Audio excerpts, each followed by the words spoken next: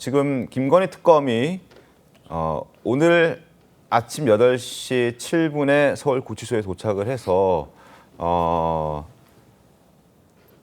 체포영장을 집행, 재시도하고 있는 그런 상황이었는데요.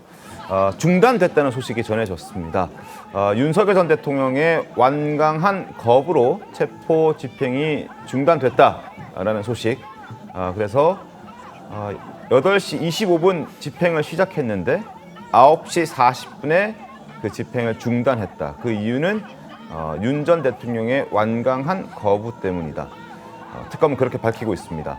물리력을 행사해 집행 시도를 했으나 윤 전 대통령의 완강한 거부로 9시 40분 체포영장 집행을 중단했다라고 특검이 밝혀왔습니다.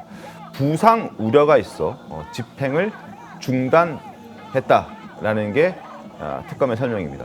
물리력을 행사했답니다. 물리력을 행사했다. 그러니까 특검이든 아니면 교도관이든 구치소 안에 수용소 안에 들어가서 윤 전 대통령의 신체를 만졌다. 그러니까 잡았다는 것은 확인이 된 거죠. 그래서 끌어내려 했으나 완강히 거부했고 그래서 중단됐다. 물리력을 행사하고 거부하는 과정에서 부상의 우려가 있어서 뭔가 부딪힘이 좀 있었나 봅니다. 양지혜 변호사님 어떻게 좀 보셨습니까? 그러니까 이게 현실적으로 법적으로 가능하지만 현실적으로 대응을 하기 어려운 부분이 분명히 있다라고 합니다. 그러니까 생각을 합니다. 왜냐하면 이 생각을 해봤을 때 윤 전 대통령이 완강히 버티는 상황에서 정말 들어눕는다라든지 몸으로 버티는 상황에서 성인 한두 명이 이렇게 팔다리를 잡고 거기서 끌고 나오기는 쉽지 않을 것이라고 생각이 되거든요. 그러면 더 많은 인원, 더 많은 물리력이 동원이 돼야 되는 것이고 그러한 물리력에 저항하면서 윤 전 대통령의 경우에는 굉장히 버티는 그러한 이 모습을 취했겠죠. 네. 그러다 보면 이 독방이라는 것이 굉장히 비좁습니다. 많은 인원이 들어가서 거기서 끄집어내고 실랑이를 하는 과정에서 이 공고 집행이라고 할 수 있는 어쨌든 영장의 집행을 하는 주체도 다칠 수 있지만 네. 수감되어 있는 이제 윤 전 대통령이 다칠 수도 있는 문제인 것이고 혹시나 잘못해서 영장 집행을 하다가 윤 전 대통령이 부상을 당했다,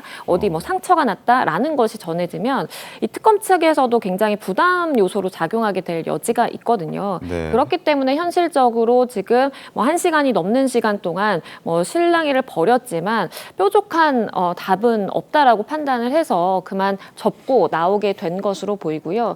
이제 남은 고민은 그러면 영장의 시한이 오늘까지인데 이것을 재청구해서 다시금 이 같은 상황을 반복을 할 것인지 아니면 그냥 포기를 하고 영장 집행에 대해서는 포기를 하고 그냥 기소로 갈 것인지 이 부분에 대한 이제 고민이 남아 있을 것으로 보이는데 네. 그 어떤 선택도 사실 쉽지 않습니다. 왜냐하면 김건희 특검의 경우에는 윤 전 대통령이 직접 소환 조사를 단 한 차례도 한 적이 없기 때문에 네. 그냥 기소로 가는 것도 부담이고 하지만 영장을 재청구해서 받아온들 독방에서 이것을 끄집어내는 것이 한계가 있다는 것을 명확히 이번에 인지를 했을 것이기 때문에 오도 가도 못하는 좀 그런 상황이 펼쳐질 수도 있겠다는 생각도 듭니다. 알겠습니다. 1시간 20분가량 집행에 나섰던 김건희 특검입니다.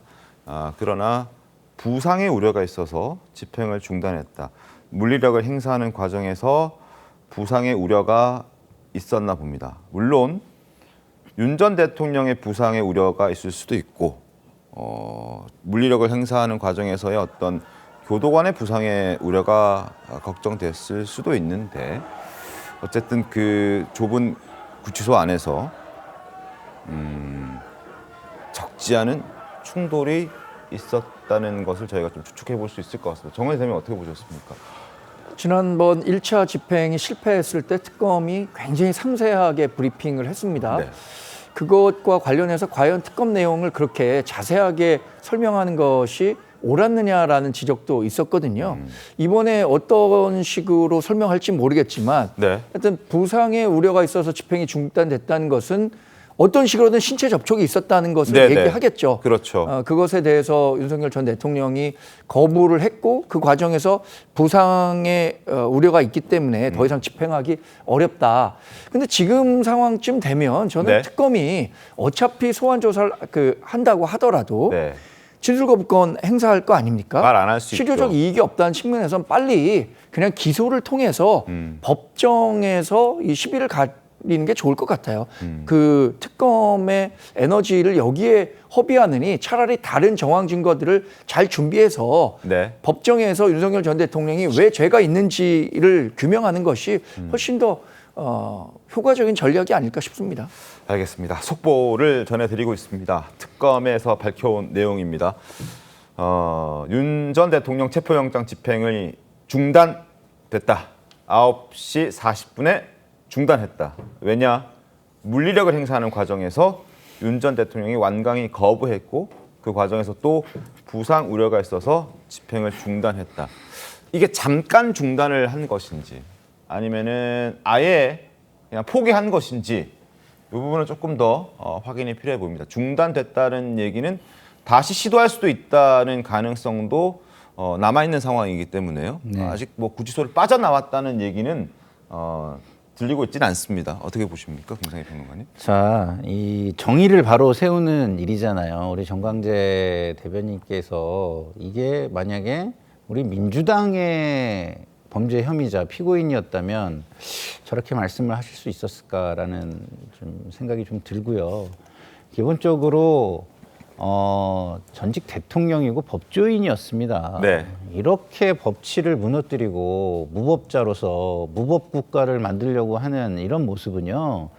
모든 국민에게 영향을 준다는 걸 다시 한번 말씀을 드립니다. 법의 권위가 쓰지 않아요. 네. 그러면은 어느 국민이 법의 권위를 인정하려고 하겠습니까? 그걸 다 무너뜨리고 자기 이해관계를 실현시키려고 하겠죠. 그런 측면에서 굉장히 안 좋은 선례다.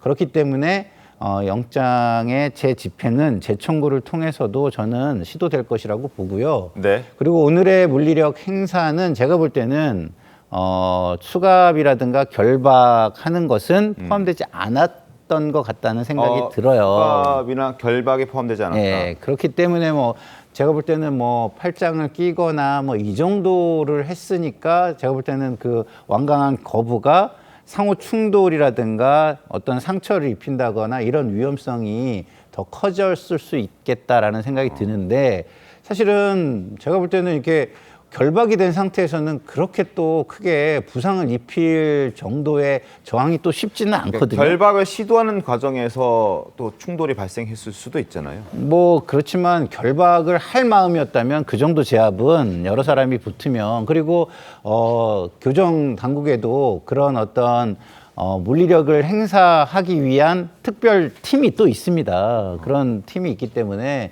뭐 그런 팀이 동원됐다면 뭐 제가 볼 때는 충분히 가능했을 건데 제가 볼 때는 아직까지는 네. 그래도 명분을 좀 더 축적할 필요가 있다라고 생각을 하고 절차를 하나하나 밟아가는 과정을 보여주면서 체포를 시도하는 것 아닌가 이런 생각이 듭니다. 알겠습니다. 아직 서울구치소로 들어간 이 특검 차량은 구치소를 빠져나오지는 않았다고 합니다. 현장에 나가 있는 저희 TV조선 취재 기자의 보고에 따르면 특검의 차량은 구치소로 들어갔다. 그리고 나오는 모습은 아직 나오지 않았는데 지금 이 시각 구치소의 모습인데 과연 저 차량이 맞는지 그러니까 지금 빠져나오는 저 승합차가 특검의 차량인지 아닌지는 조금 더 확인이 필요해 보입니다. 만약에 아직까지 빠져나오지 않았다면 중단돼 있는 상태가 다시 재개될 수도 있는 그런 상황입니다. 조금 전에 지금 저희가 실시간으로 서울구치소 의왕에 있는 서울구치소 앞의 모습을 보여드리고 있는데 조금 전에 나간 그 회색 스타리아 차량이 특검의 차량이고 현재 빠져나갔다는 게 현장에 있는 취재 기자의 보고입니다. 그러니까 오늘 더 이상 추가적인 물리력 행사를 동원한 윤 전 대통령에 대한 체포영장 재집행은 이제 더 이상 없는 거죠.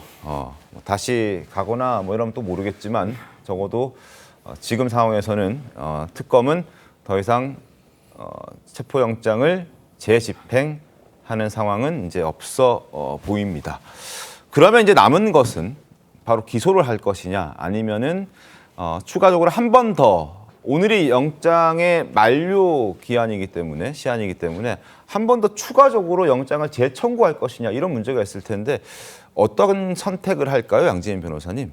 그러니까 이것은 전적으로 뭐 특검의 어떠한 수사의 의지라든지 방향성에 좀 달려 있다라고 보입니다. 왜냐하면 특검 입장에서 지금 현장에서 집행을 하려고 했지만 영장을 재청구하더라도 이것이 현장에서 어떠한 부상 없이 물리력이 일정 정도 수반되는 그러한 범위 내에서 집행을 할 수 있을 것인가. 그것이 만약에 재차 시도를 했지만 어차피 이렇게 무용으로 돌아갈 가능성이 높다라고 한다면 이러한 모습을 계속해서 보여주는 것 자체도 조금은 좀 특검 입장에서 특검이 이렇게 집행을 제대로 하지 못하고 있다라는 것을 보여주는 것이 될 수 있기 때문에 좀 네. 조심을 하게 될 것으로 보이고요. 다만 기소로 막바로 가는 것도 좀 쉽지 않은 이유가 지금 정말 핵심 당사자입니다. 그러니까 김건희 특검이라고 명명은 되어 있지만 모두 다 김건희 여사가 당시에 어쨌든 대통령은 아니었기 때문에 네.